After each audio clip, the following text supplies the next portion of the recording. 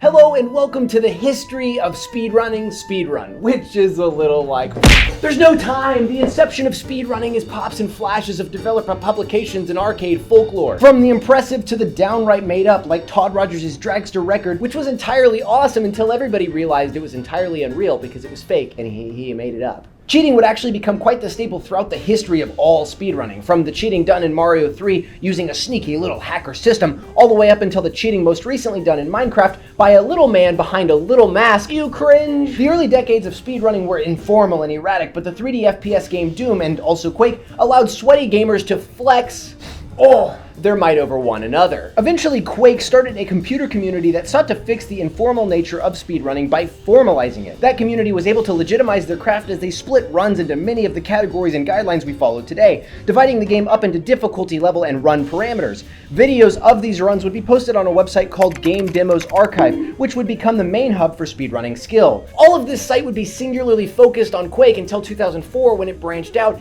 adding most notably Metroid Prime. Faster, faster, faster! Metroid Prime helped introduce Game Boys and Game Girls to the world of speedrunning as Nintendo's line of 64s would hop on in. And while at first Mario Kart and Metroid Prime were the main avenues, Mario 64 would become the one to endure through the years, as butt sliding backward up Bowser's steps would become speedrunning's most iconic move. So long, Bowser! That was cringe, I'm sorry. The aforementioned Speed Demos Archive would, in 2010, give rise to speedrunning's crowning achievement, GDQ, which put the art form on the map. It popularized the grounded competition that had been occurring for the last 20 or so years. It brought together all of these competitors and showcased their talent in live format in front of live audiences. Oh my god, I can almost smell them.